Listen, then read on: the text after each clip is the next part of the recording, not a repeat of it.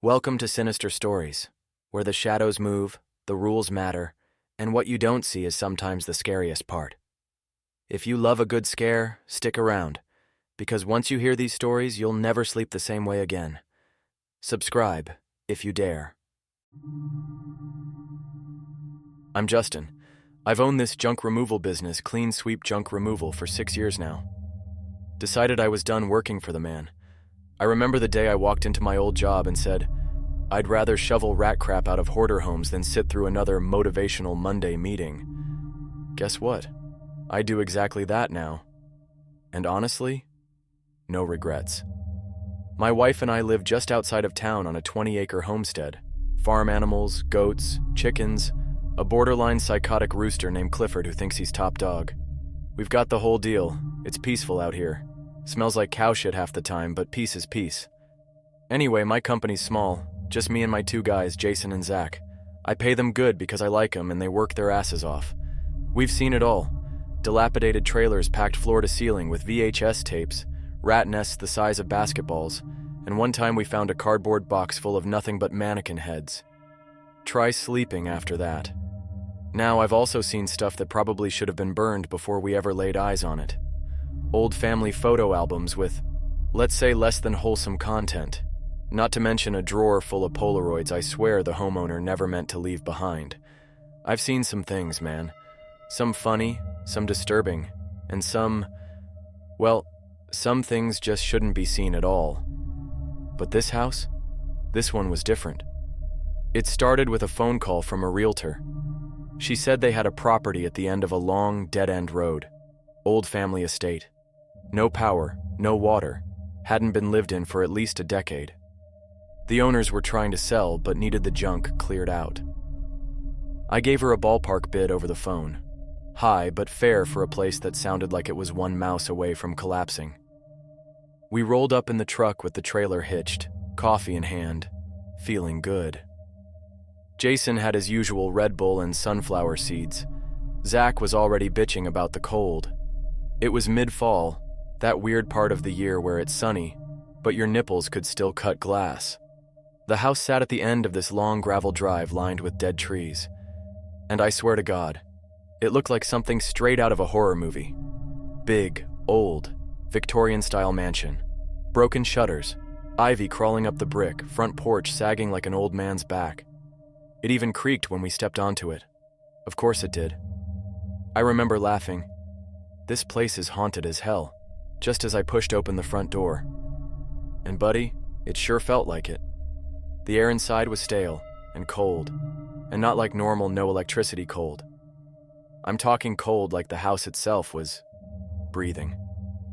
Jason flipped on his headlamp, and the beam cut through thick cobwebs hanging like Halloween decorations. No power, no natural light, and this house had dark corners that didn't feel natural even in daylight. We got to work. I started digging through a box labeled baseball cards in some dusty office near the front. Most of them were legit, 1960s and earlier. Mickey Mantle, Roger Maris, even a couple of early Top sets. My heart damn near exploded. I'm no rookie to the value of vintage cards. I was thinking, holy shit, jackpot. Then Zach calls out from down the hall, voice shaky. Hey, you guys see this? Jason and I wandered over. Zach stood in the middle of the living room, looking up like he just saw Jesus on the ceiling. But nothing was there. Just more cobwebs and cracked plaster. I swear to God, Zach said. A piece of paper just floated down right in front of me, like it fell from nowhere, landed right here. He pointed to a yellowed piece of paper on the ground. We were skeptical, of course. Jason snorted, "You're just high again." He wasn't. Zach's clean.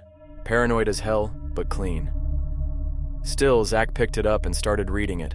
I didn't pay much attention at first, still dreaming about flipping those cards. But then Jason stopped him mid-sentence. Wait, what the hell did that say? Zach reread it aloud. Thanks for cleaning me out.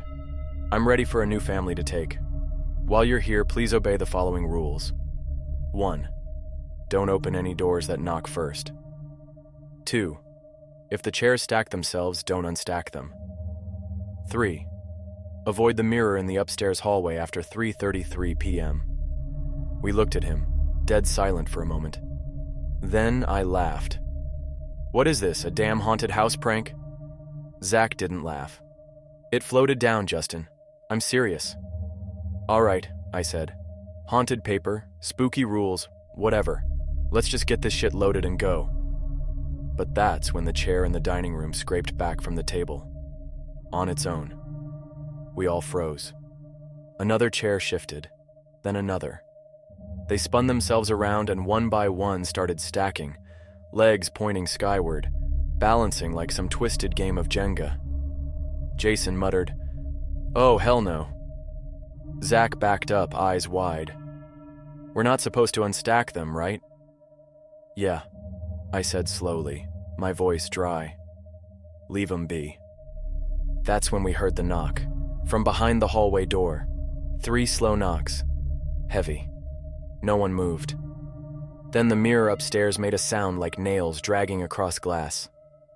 I swear, Zach whispered. This is real. We should have left. We didn't. Not yet. We stuck to the rules. And what happened next? That's the part I still dream about. We stood there in silence, staring at those chairs stacked like some invisible kid was building a fort. One leg wobbled a bit, then steadied itself. Nobody touched a damn thing. That part of the paper was burned into our brains. If the chairs stack themselves, don't unstack them. So, we didn't. Jason whispered, "Let's just finish the job and get out of here." "Right," I said, forcing calm into my voice. "Grab what you can from the first floor. We're not going upstairs."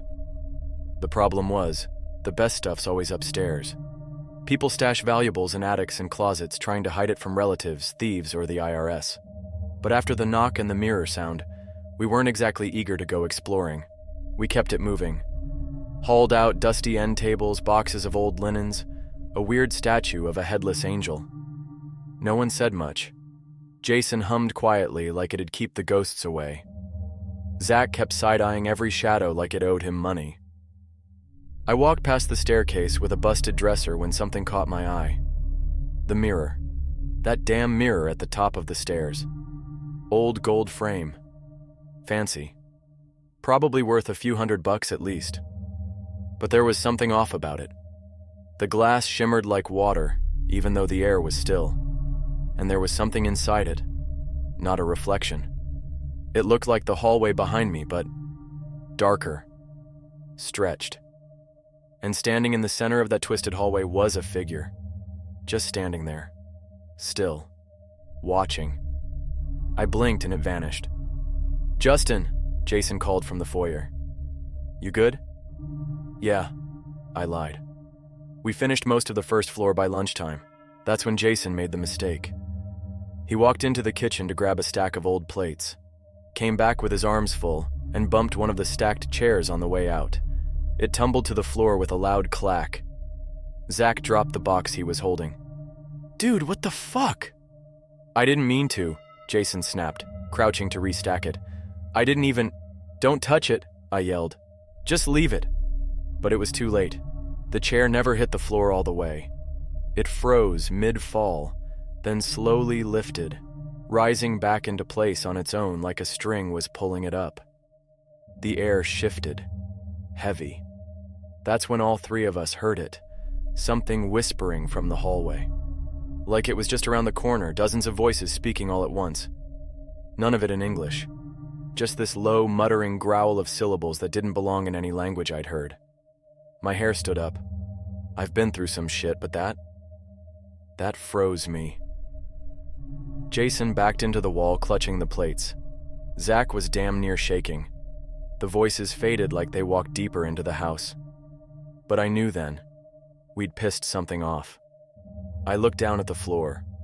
The piece of paper Zach had found earlier was gone. Gone. I didn't see it blow away. I didn't pick it up. Just poof. Vanished. And that scared me worse than the whispering. Because now, we didn't know what other rules were written on it. We regrouped on the porch, clutching energy drinks like they were holy relics. Jason paced, Zach lit a cigarette even though he quit last year. "We can't leave," I said, answering the question none of us wanted to ask. "Not yet. I found a few more boxes of cards. If they're legit, we're talking tens of thousands. We just need to stick to what we do know." Zach shook his head. "You're insane, man. That mirror upstairs, something was in it. And I don't even want to talk about those voices." "Yeah," Jason added. "I saw something too. In the pantry. I thought it was a mannequin. Until it blinked." I swallowed hard. We keep it together. We stick together. We finish this job and get paid. That's when we heard the slam from inside. The sound of the front door, closing. None of us were inside. We turned and looked through the porch window. The house was dark. Darker than before. I grabbed the keys from my pocket, clicked the truck. Nothing. No beep. No lights. I looked down. The keys weren't mine. They looked exactly like mine. Same make, same worn-down fob. But they were sticky, cold, wet, like they'd been in a river. Zach spoke up, voice barely above a whisper. "Look." We turned. The mirror at the top of the stairs? It was glowing, a faint green hue pulsing from within it. And standing in front of it now, clear as day, was Zach. But not our Zach. This version of him was pale, soaked to the bone, hair hanging in wet strings across his face. His eyes were completely black. Jason whispered, "Is that you?" Zach didn't answer.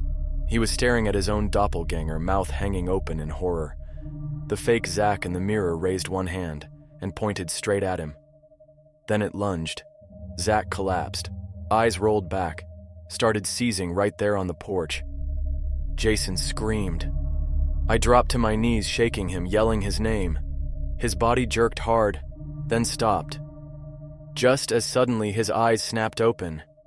He gasped like he'd been underwater for 5 minutes. "I saw it," he whispered. "I saw it. I was in it. That place. It pulled me in. I thought I was gone, man. I thought I was dead." We didn't go back in the house right away, but we weren't done yet, and something inside that mirror wasn't done with us either. Zach sat slumped on the porch bench looking like he'd aged 10 years. His hands trembled so bad he couldn't light another smoke. Jason just paced, muttering "nope, nope, nope" under his breath like a broken record. And me? I stared at that mirror. It was dark again. No glow. No ghost Zach. Just the upstairs hallway, reflecting normal as if nothing happened. But I knew better. We all did. I made the call. We finish what we can, we stick to the rules, and we don't separate. Ever. In and out. One floor at a time. Jason stared at me. "You really think the money's worth this?" I glanced back at the truck, dead quiet, with a trailer half full of valuable antiques, sealed comic books, and those damn baseball cards. I was already thinking about eBay auctions and the debt I could clear. "It's worth surviving," I said, "and walking away with more than a story to tell." So we went back in. Together. First floor was mostly cleared. Just a couple bedrooms and the pantry left. We avoided the hallway where the knocking came from earlier. Something about that door felt alive. I couldn't explain it. The knob looked wet, like it was sweating. Jason was still shaking as we cleared the back room. The walls were lined with peeling floral wallpaper. Dolls lined the top shelf, creepy porcelain ones with painted-on eyes that followed you when you moved. Zach reached up to move one, and every doll in the room turned their heads at once. Not fast, not slow, just enough to know it wasn't gravity or air currents. We backed out of that room real quick. The last stop was the pantry, the one Jason had mentioned earlier. He said something had blinked at him in there, but when we opened it, it looked empty.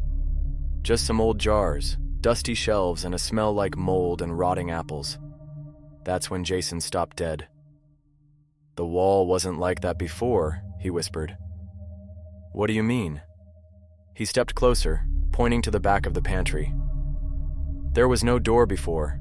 That wasn't there. There it was, a narrow wooden door with no handle. Just an old-fashioned keyhole and scratches all around it. Like someone, or something, had tried to claw their way out. Zach shook his head. Nope. We didn't get a rule about hidden doors. That ain't our business. But something in me pulled forward. I reached into the box of junk sitting on the shelf next to the door and, no joke, I found a key. A big iron thing, blackened with age. I picked it up, and the door clicked on its own. Opened just an inch. Behind it, a staircase, leading down. "Oh, hell no," Jason said. But I couldn't stop myself. It felt like I was sleepwalking. I turned to them. Just a quick look. 5 minutes. Zach looked at me like I was insane. "You just said no separating." "You're right," I said. "So you're coming too." We all went. Down those narrow stairs, every step creaking under our boots. Dust in the air so thick you could taste it. The flashlight beams danced off stone walls and old pipes. Then we hit the basement, and froze. In the center of the room, surrounded by a ring of salt, was a crib. A damn crib. And inside it, a bundle of cloth that twitched. Zach gasped. Jason turned and puked against the wall. The cloth shifted again, and this time, we heard it. A soft, wet, gurgling sound, like something breathing through broken lungs. Then came the whisper, clear as a bell. "You broke the rule." We hadn't. Not yet. But then I remembered. We did open a door that knocked first. That hallway one. Jason wiped his mouth. "We gotta go. Now." We turned to run, but the stairs were gone. I swear to God. Gone. Just solid stone behind us. The lights flickered, then died. Total blackness. I don't remember how long we were down there. Minutes? Hours? The air got thick, hot, and cold all at once. Like the basement existed outside of normal time. We heard footsteps that weren't ours. Whispers circling us. One of them said my name. Another one repeated Jason's dad's funeral date. That's how we knew this wasn't a prank. This was something else. Suddenly, light. Zach's flashlight sputtered back to life, just enough for us to see the wall where the stairs should have been. Now there was a message carved into it. "You broke the first rule. The second will keep you." Jason didn't wait. He charged the wall with everything he had, and it cracked. Just enough for a sliver of daylight to burst through. We ran, scrambling through debris, clawing at stone, dragging Zach between us. We burst through the opening like we'd been spit out, back in the kitchen, somehow. Light poured through the dirty windows. The front door, wide open. I looked at the time. It was 3:32 p.m. That mirror upstairs, still quiet. Jason and I exchanged a look. "Don't look," I said. He nodded. Zach groaned. "You're not going to believe this." He held up a box. More baseball cards. Old ones. Mint condition. The house was letting us go, but it gave us a reminder.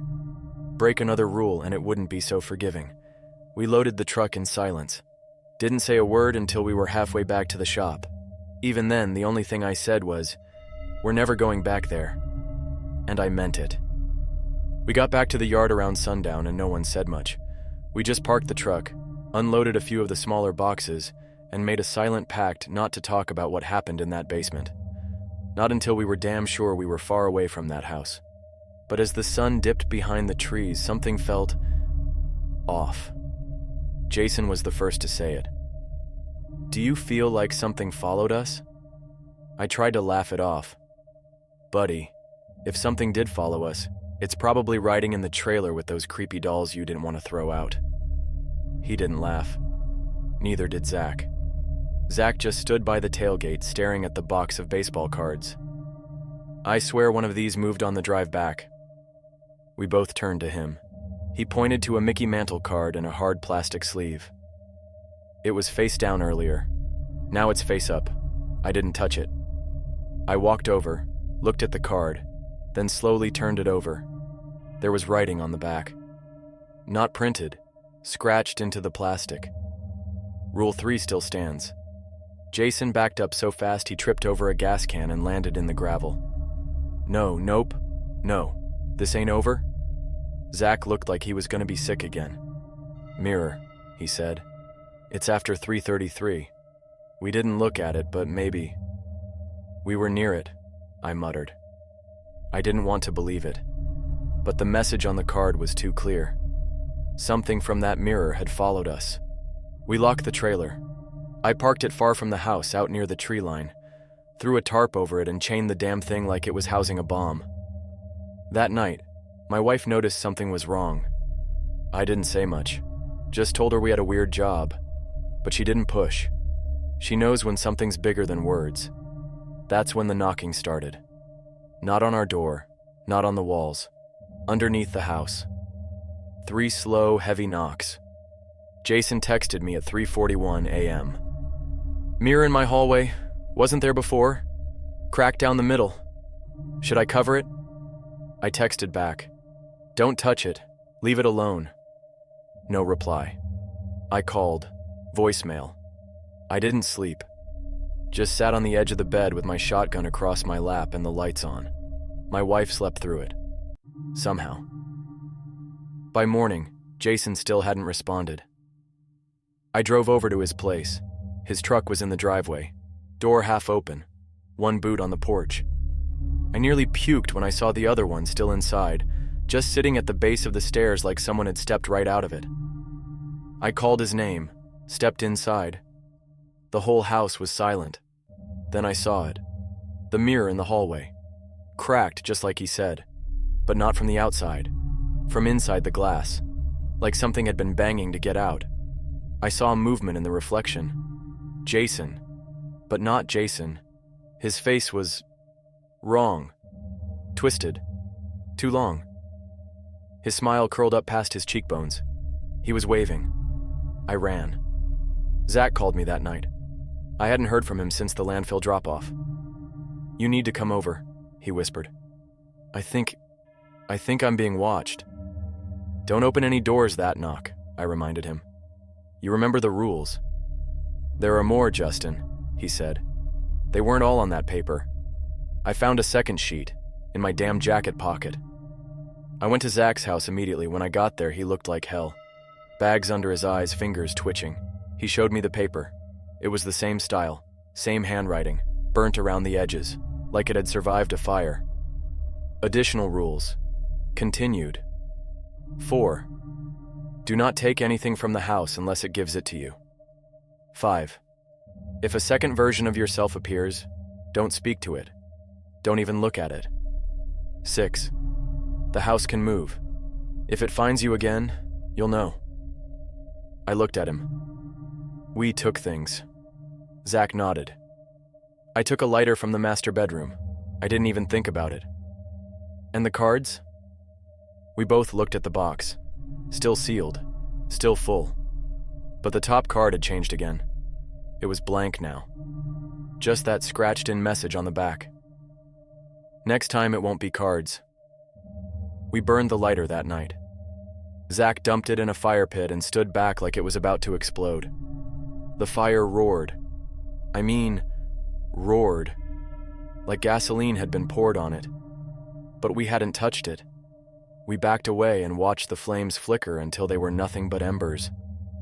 When we turned around, the box of baseball cards was sitting on the hood of my truck. We'd locked it in the garage. Nobody had gone inside. I drove the box to a guy I know. Mike runs a collectibles shop downtown. I didn't tell him everything, just said, "Got something to sell." He flipped through the cards, eyes going wide. "You know what you have here?" he said. "These are worth at least 80, maybe 90 grand. More if I piece them out." I stared at the cards. "You want them?" He grinned. "Hell yes." I sold him the whole lot.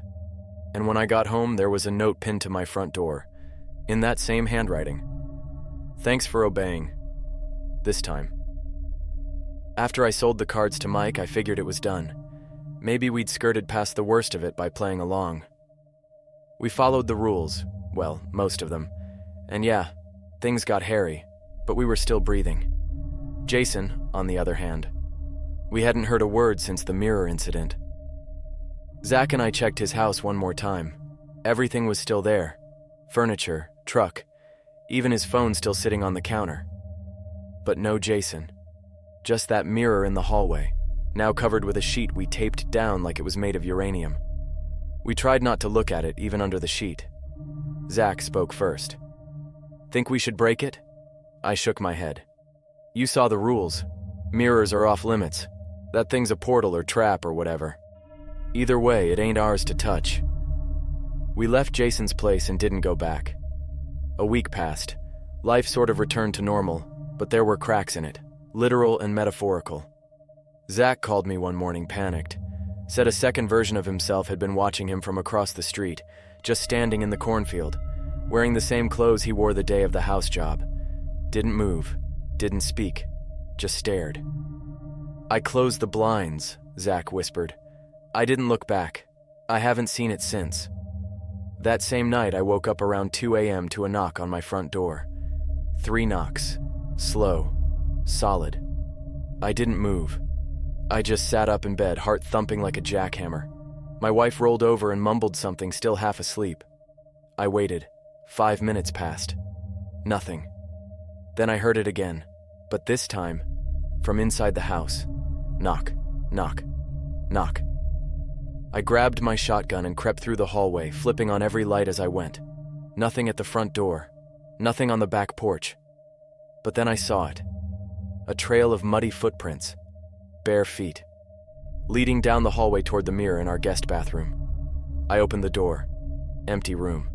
The mirror fogged over like someone had breathed on it. Written in the steam, "You're not done." I slammed the door shut and called Zach.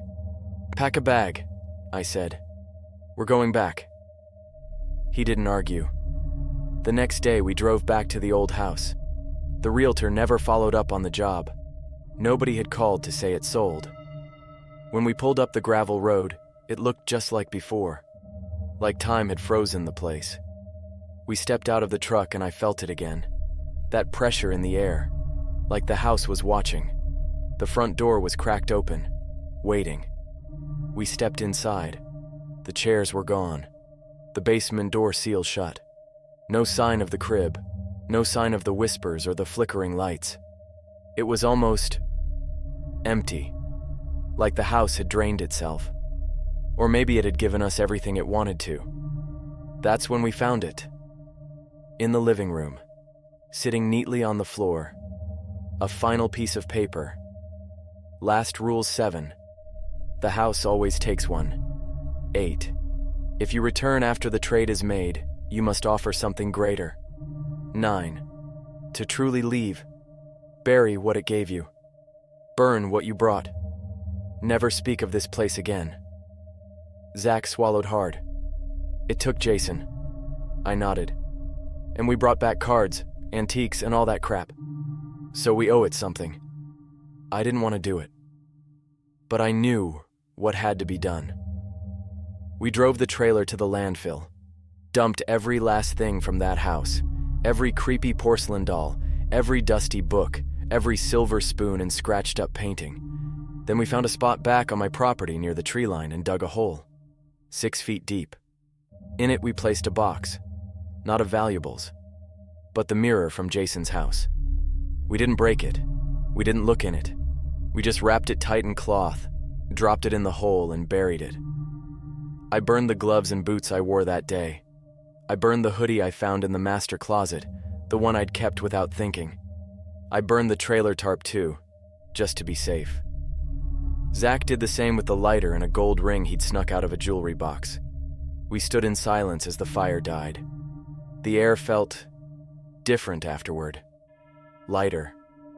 The nightmares stopped. No more knocks, no more doubles. Nothing in mirrors, but our own tired, haunted faces. A few weeks later, I got a text from Mike at the collectibles shop. "Hey man, about those cards. You said you found them in a storage locker, right? Not a house?" I stared at the screen for a long time. "Yeah. Storage unit. Why?" He sent back a photo. It was a shot of the back wall in his shop. All the lights were off. In the mirror behind the register was a figure. Long face, wide smile, black eyes. "Just wanted to make sure," he texted. "Sometimes after dark I think I see one of you standing in here, but only in the glass." I never responded.